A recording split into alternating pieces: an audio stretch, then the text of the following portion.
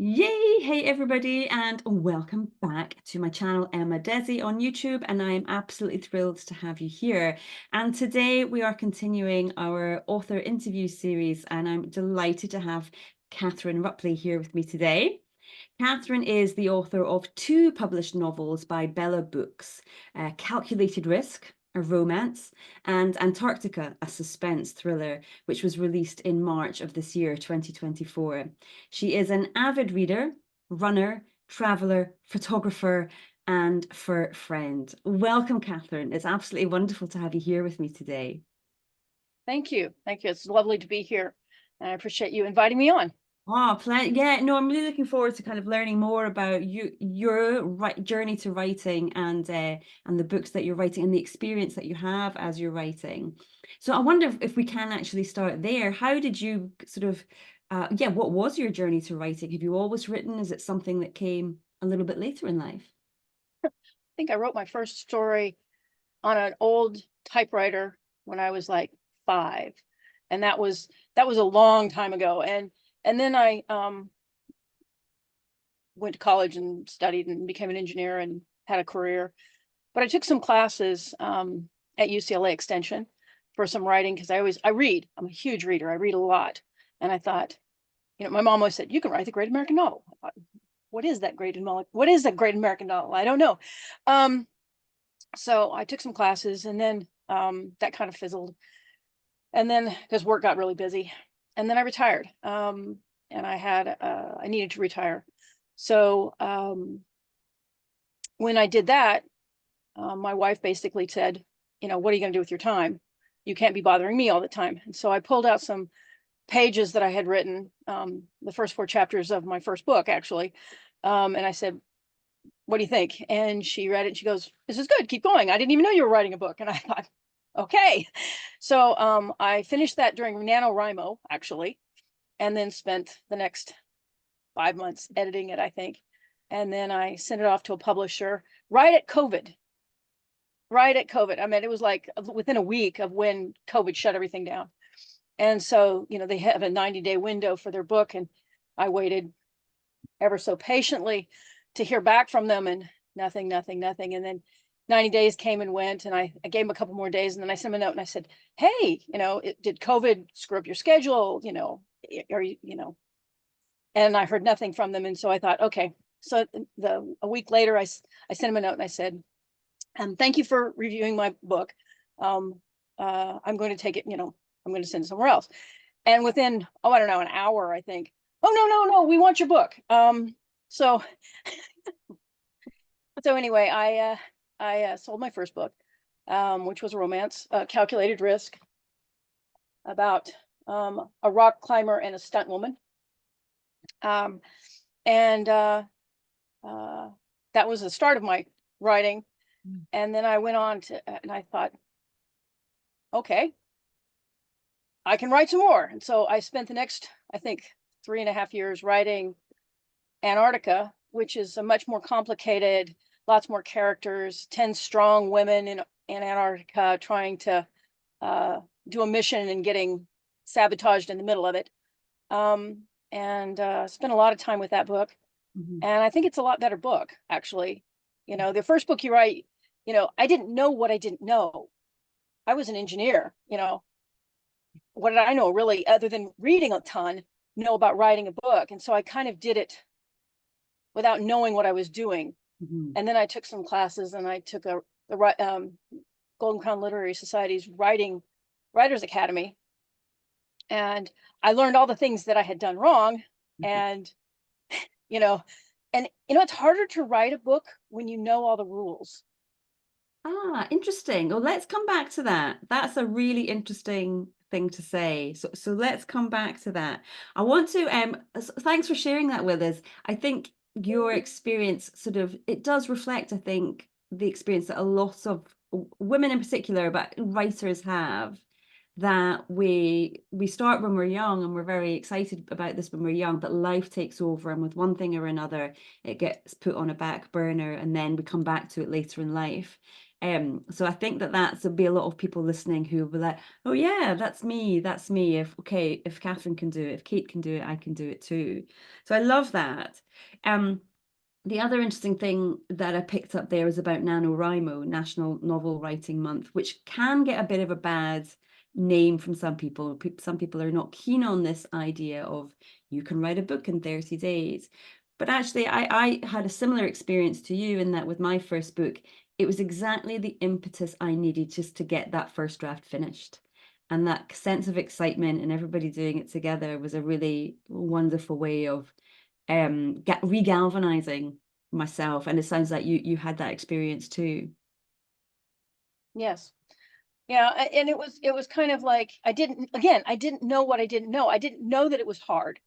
I just, I'm a discovery writer, pantser, whatever you want to call it. I like discovery writer. It sounds a little more, I don't know. But anyway, it was just the story kept unfolding to me. I knew where I wanted to start, I knew where I wanted to be in the middle, and I knew where I wanted to be at the end. And Mhm. that's pretty much all I knew. And I wrote that way. And it was just interesting to see where your mind takes you and the problems it throws up for the characters and the things they want to say and the things, how you're trying to guide them, but they're saying what they want to say and they kind of take you along for the ride. And I just found that whole process very exciting. Yeah. And I found the same thing with Antarctica. But I got a really good tip from a mentor that I had.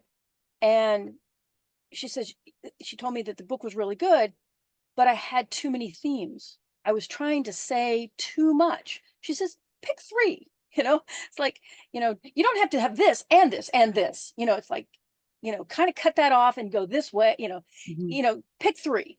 Mhm. And that was probably the best piece of advice I got on that book Yeah. was to, your mind takes you and you've got all these ideas and you want to put them all in the book.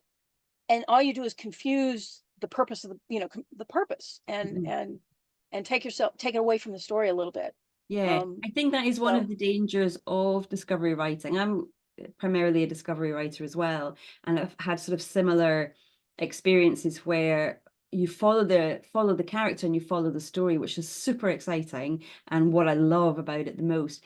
But the revision on the back end of that is, I think, a lot more challenging, and we've got to rein things back in and fix things that aren't working for the continuity of that story. It is quite a challenge. And uh, with time, I think we get better at recognizing that in the discovery process. I think we're not necessarily conscious of doing it, but the more practiced we get, the more it becomes part of the process. And I don't know if you found that to be the way with your second book. um, not so much my second book, but my third book. Um, I'm writing a fantasy trilogy right now because again, I can't pick a genre because I'm just enjoying myself. Um, and I wrote the first book and it was fairly easy to write. Um, but then going back and trying to write the next book after that, and having to pay attention to what you've done before and how you want it to go. I think it's a lot more challenging.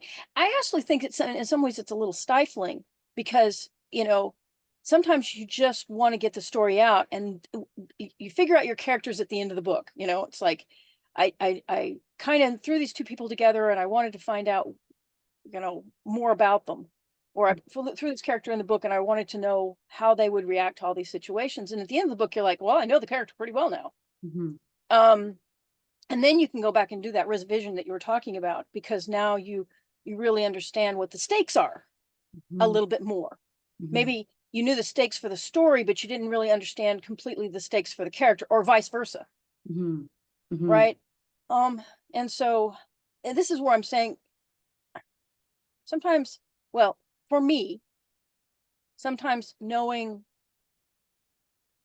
all of the classes and skills and all the things people teach you about character development and plot and scene development, all these kinds of things. Yes, you need this in a scene. And it actually can be kind of stifling because sometimes you just want to get the words out on the page and figure out all the various arcs and things and what makes sense and what you need to pull out and what you need to add.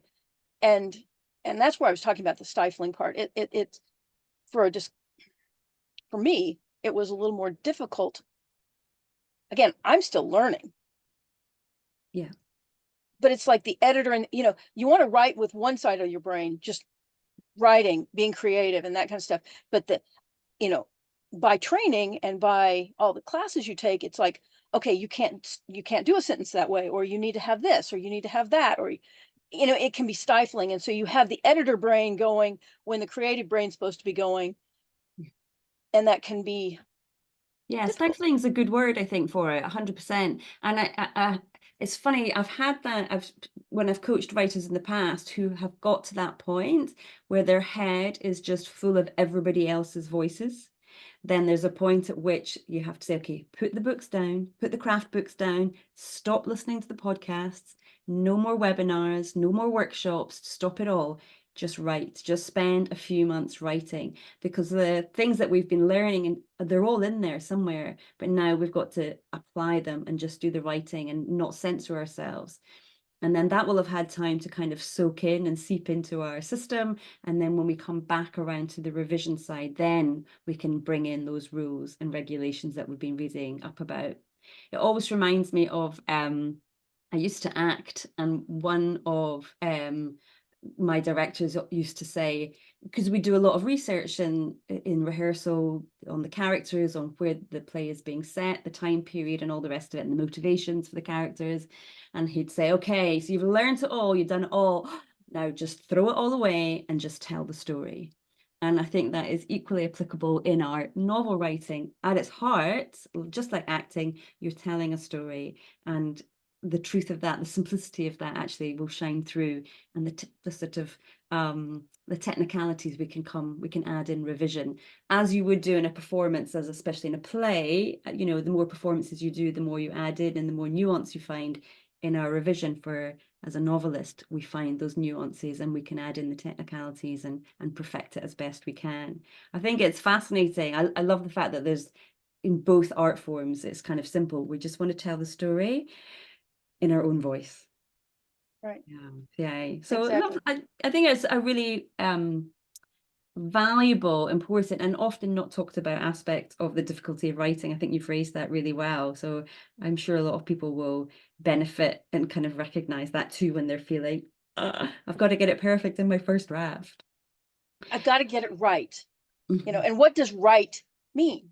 I Mhm. mean, it's like you've got people who do a first draft and they say, "I'm done, yay!" And you're like, "No, you're really not done." And then you have people who will not let go of it. It's like, you get it from my dead, my cold, dark hands, and they can't stop editing because it's just not. So where is that mix in between? Yeah. So where do You know, you, for yourself then, in your own writing, how do you sort of recognize the point at which, okay, this book is as good as I can make it, I'm happy with it, I'm ready to send it into the world? Ooh, I usually write the first draft. I go through it a couple times, trying to streamline some things and make sure it's the continuity's there and the arcs are there and things like that. And then I usually send it to a couple people to let them look at it and tell me what they have. And I have a couple people that are really very helpful with that. Um, but I don't hang on to it that long. I mean, I have with Antarctica and with my next book, I did send it to a developmental editor and I did get some feedback. Some of it good, some of it obviously they didn't know where I was going. So that's telling in itself, because it's in here, but it's not on the page. Mhm. So that's really important to know. Because the problem is you get to know your character so well that you think it's there and it's not there. Mhm. Um, but yeah, I'm actually, I usually go through it. I don't know. Antarctica took me about 6 months to write and about 3 years to edit. Um, and that was because I really didn't know what to do with it. I sat on it for a long time because I got some developmental edit and I just didn't know what to do with it. I mean, it Mhm. was like it was too overwhelming. Um, and then I stepped back and kind of reevaluated, and I got the feedback I was telling you about. You got too many things going on. Not that it's bad or it's wrong or it's, you didn't technically do the right arc here or something like that, which is it's like I needed bigger feedback, if you will. You need the Okay. broader feedback, and then you can get into the detailed feedback. And that's one of the things I found is a lot of times the feedback you get, you hear the things you need to hear when you need to hear them. Yes. Yes. Ah, that's beautifully said. Yes, I would agree with that. It is overwhelming when you first get that letter back, or you go through the revision edits, and you do have to put it away and take a breath and take a moment. And then for me anyway, I would go through those suggestions and feedback a few times, picking out what I can work on this revision, and then going back through it again and choosing what I can work on in the second revision, because I'm not ready to hear everything. I'm not ready to work on everything. It's all too much otherwise. So it sounds sort of similar then. Yeah.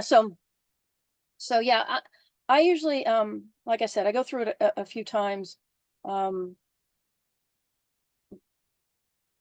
But I kind of want, I need that out. I need that external feedback to Mhm. know, because I think it's good, but do the people around me think it's good? Yeah. Um, Yeah, I think I think everybody needs that. There is a point, no matter how scared you are to share your work, there comes a point at which every novelist, every writer has to share their work, get feedback, not so that it can be shot down, but so that it can be improved. And then as we go through those revisions, we become better writers in the process. But certainly one of the comments I've seen in the reviews that you've had is that you have amazing plot twists and turns. It's people have really, really enjoyed that aspect of your storytelling. So is that something that well, now I know that you don't plan that ahead of time, but are you just always looking for the next way of putting your character into trouble or into danger, or for things to go wrong for your character? yeah, I once heard somebody say, you put your character in a tree and you start throwing things at them. So, um, but I never want to do it in a mean way, I guess. Um, and one of the things that I really tried to do with Antarctica was look at a collaborative environment. I worked in a collaborative environment when I was working, um, but yet there's still egos. And, Mm. you throw a lot of very talented, very smart, very determined women together, and you try to figure out, the dynamics. Um, are they going to be helpful? Are they going to, where do they come together? Where do they gel? And I think I managed that, along with having an interesting, exciting, and I think very real plot line. Hmm. So that's something so very real. When you say that, what do you mean? Sort of quite It could gritty? happen. It It could could happen. happen. It could be real. It could be scary. It's kind of like, I don't know if you've it's like writers like Steve Barry or somebody like that, who takes something that's very real and then they add things to it. But there's lots of things that are really real and what you're telling them. And so the things that you write could actually be real. And so what is real and what is not real, um, is kind of part of that story. So your reader can really picture themselves in there and can absolutely imagine that happening. Because some story, I write thriller and suspense, and when I'm reading in that genre, I'm happy to be taken away and the suspension of disbelief. But there are sometimes you think, really, would that happen? Would that happen? But I think it's more scary almost when it is believable and you do think that could really happen and that could happen to me. So you, as a reader, you're able to absolutely put yourself in that position. So tell us about, I'm intrigued, tell us about Antarctica, and a little bit about it, and kind of who might enjoy it as well, kind of reader who would enjoy it. Um, it I think it's more suspense really than um, drama, suspense, thriller. It's about 10 women who my main character, it's a person point of view. My main character is a meteorologist, she likes to chase storms. and chase. She likes to be alone, and she likes to chase storms. And her best friend, her real only friend, calls and says, "Hey, I need your help." And she's like, "What? Being trapped in Antarctica, having to be on a project for 2 years, and having to be trapped in Antarctica for a year or more with 10 people. Oh my God, this is like her worst nightmare." She can't get out, she can't go anywhere. It's like, and but she also can't deny her friend, obviously. And then as the situation progresses, you find out that you know they're being sabotaged. Um, and the whys and wherefores and what's going to happen and how they deal with it and how they come together as a group is really what this story is about. Mhm. And you look at look at everything that's happening in the world. um we don't think about Antarctica very much. It is the one continent that is not owned by anything. It's a collaborative. um there's regions, there's territories. um Australia has one, US, all these different places have, and there's bases. Russians have a base, we have bases there. We have the one at the South Pole, which is Amundsen Scott Station. um McMurdo, which is more on the coast. But everybody, it's a collaborative. There's not supposed to be any, no weapon, no arms, no mining. It's supposed to maintain pure for scientific research and scientific purposes. And the question is it's all by treaty. And how strong is a treaty? It's Okay. only enforceable by the will, how much will there is, and how much will is there to maintain that. And Mhm. so there's a lot going on. um And is that one of the themes that you've got, of the three themes that you chose for this book? oh Yeah. yeah, that's probably the one of the, yeah. Because it's quite a hot topic, I think, as well, isn't it? Because they say that there's a lot of minerals under there, and so that's irresistible to many people and corporations. So it's very relevant as much as anything. Yeah. So what are two of the two other themes that you chose? Found family.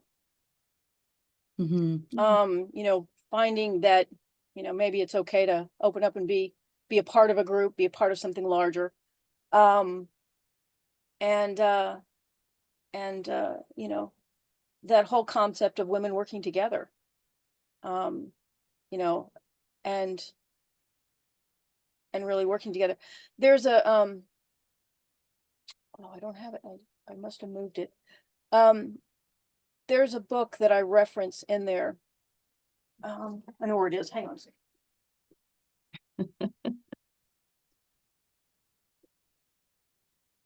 You've got quite the collection there.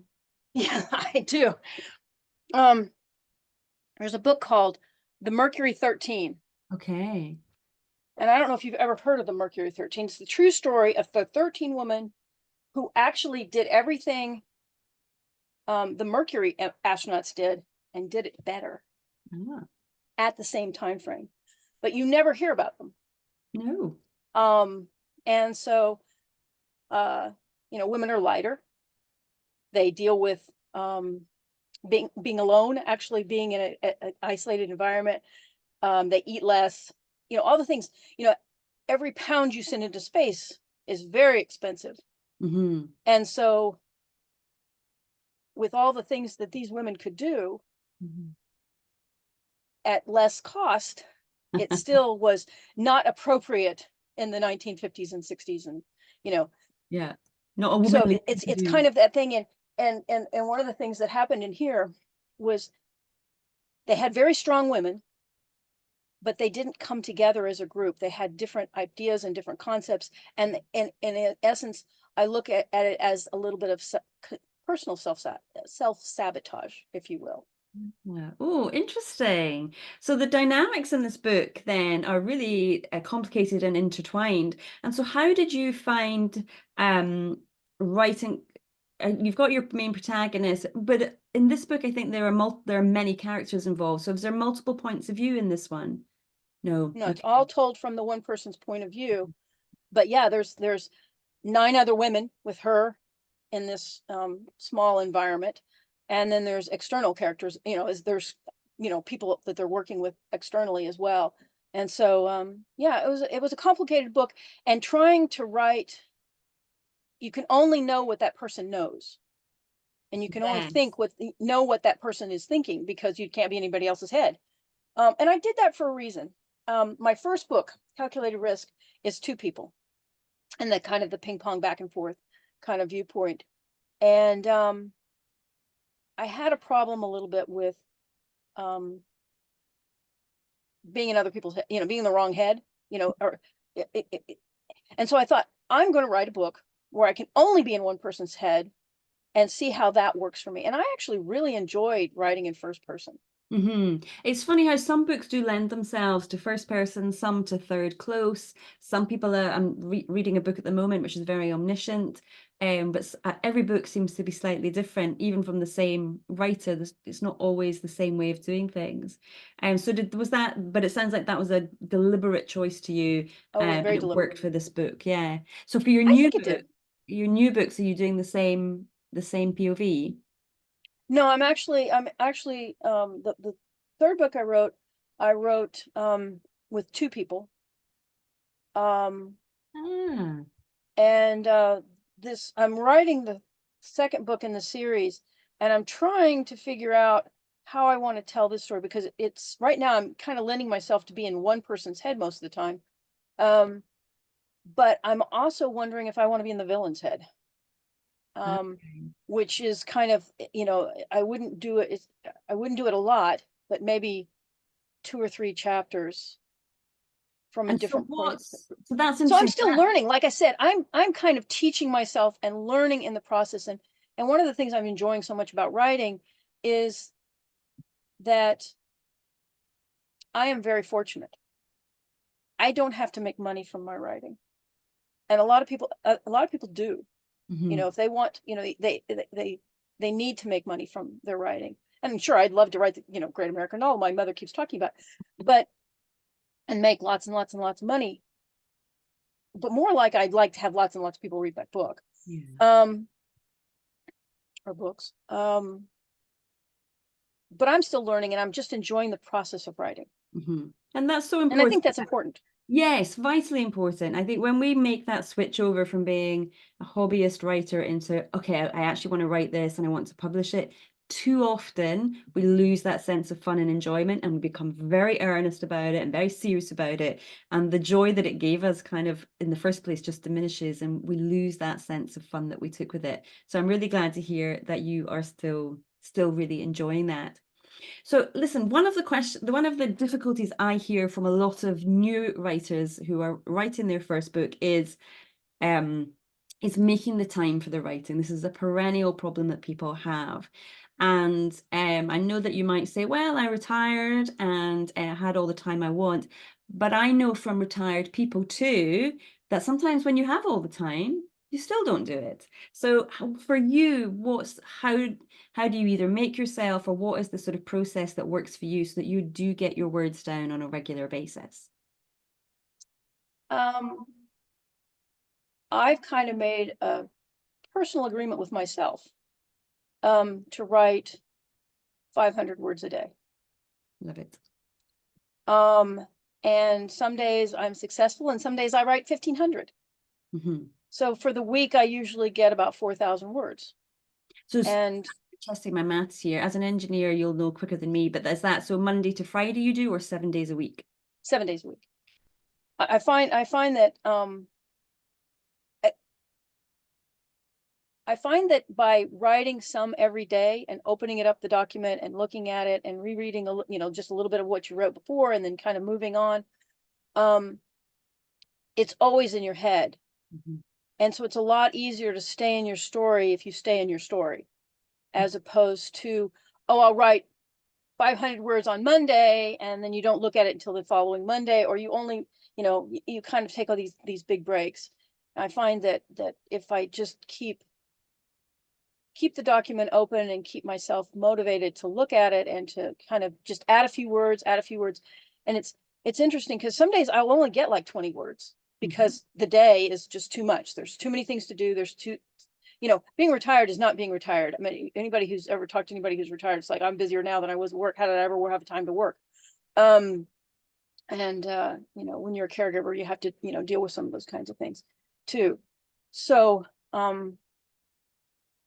So that's really working for you then, just having that 500 words. It's not too much, it's not too little, and then not beating yourself up about it if you're only getting 20, 100 words done that day. Because every word is progress. You're just constantly making progress. And I think I'm going to steal that phrase of yours. I love it. It's a lot easier to stay in your story if you stay in your story. So that's a marvelous mantra for everybody who's kind of struggling to stay in their story. And so you're working with Bella Press, and I'm really curious to know what has been the most surprising thing for you when it comes to the publishing process. Was there anything that you didn't expect, or was easier or harder than you thought it would be, about that whole process of publishing? I think that the biggest surprise for me is the timeline. Um, that I know that people who do independent publishing, I mean, you can publish anytime you want to. I mean, whether the book is ready or not, but um, which is going to be its own problem. But when you publish when you're with a publisher, they have timelines and they have schedules, and they have to tell certain organizations they have to set everything up. And so from the time I gave my first book to them until I got it published was almost like 15 months. Okay. Yeah. And that was a real surprise to me. I thought, hey, I'll give them the book and we publish. Um, but again, that's my ignorance. It's not my world. I don't know anything about the publishing world. The second one was a little bit faster, but it was still like a year or 11 months or something like that. Yeah. So the timeline was my biggest surprise. But the other piece of that is how much non-writing goes into being an author. Ah, okay. Um, More about that. the That's interesting.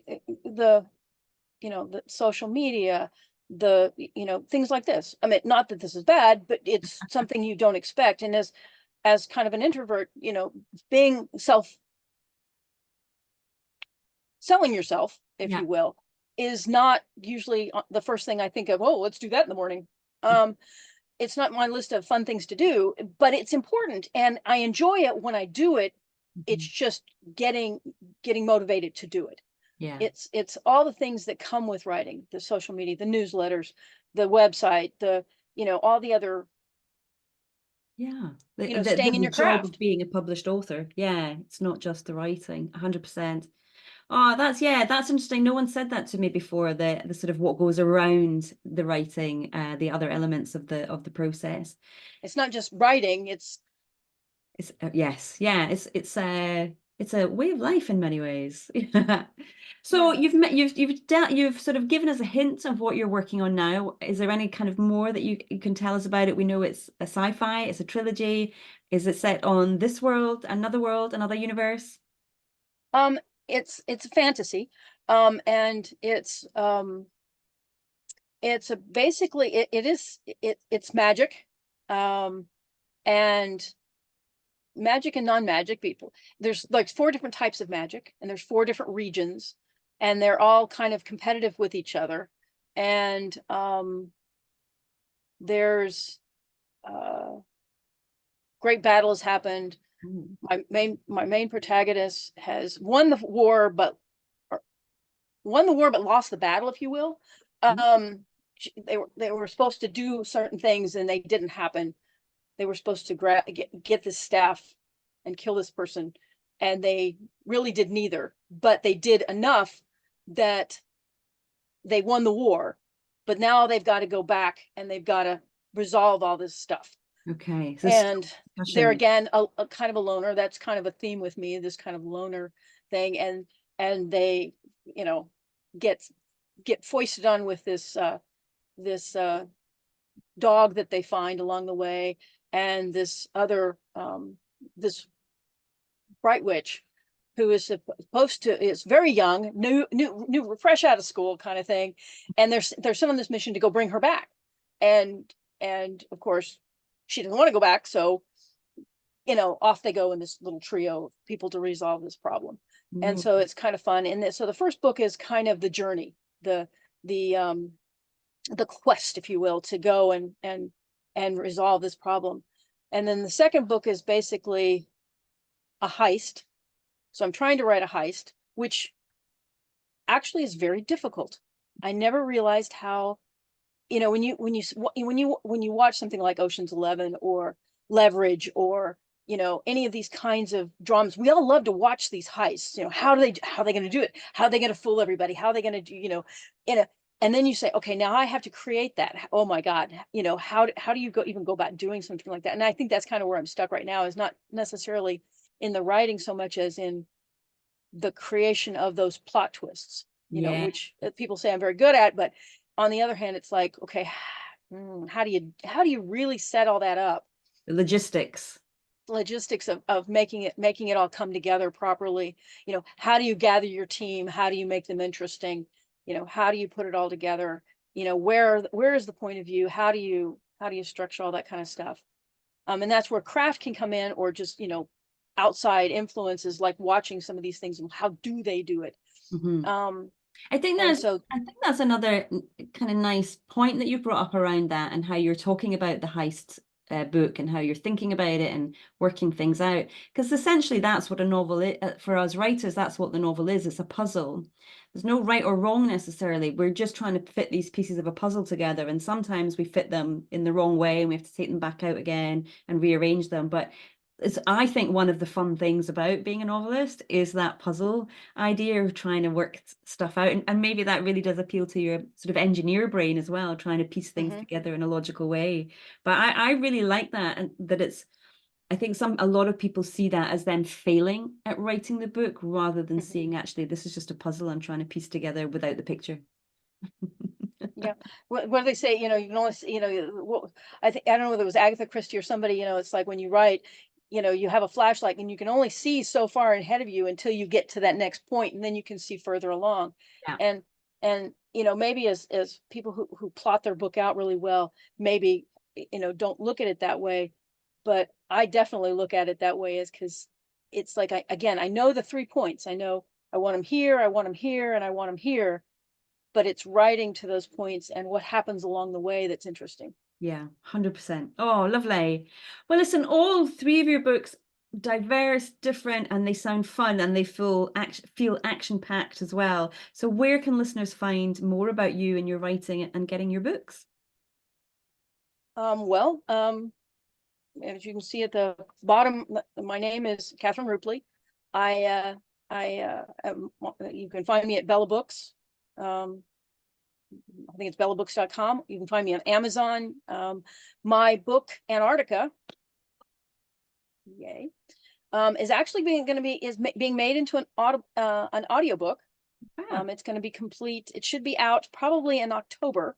Wonderful. And you've got a And website? Angela Daw, I don't know if you know Angela Daw, but Angela Daw, who's a SAG-AFTRA uh, award-winning narrator, is going to be doing the narration Wow. for it, and so I'm very, very excited that that's coming out. It was very important for me to have an audiobook, and so that's coming out probably in October. And will you have And that'll detailed be on links? Audible or Apple, or all the different places, all the distributors of And do you have a audiobook. website? Do you have a I website? do.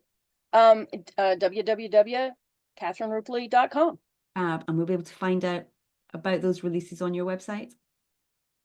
Yes. I don't know that again, this is that thing I was telling you about. You have to learn so much. It's like you have to learn how to put together a website. And so my website's there, but it's not beautiful, okay? But it's got the information. That's the It's key got thing. Got the Yeah, I think I haven't put in yet that it's coming out in audio yet, but I will. Good. I will have it in. Lovely. All right, my dear. Thank you so, so much for today. I've really loved learning more about you yourself, but also then about your books and about your process. And I can't wait to see what happens from here on in. Thank you. Thank you, and thank you so much for allowing me to be a part of your YouTube world.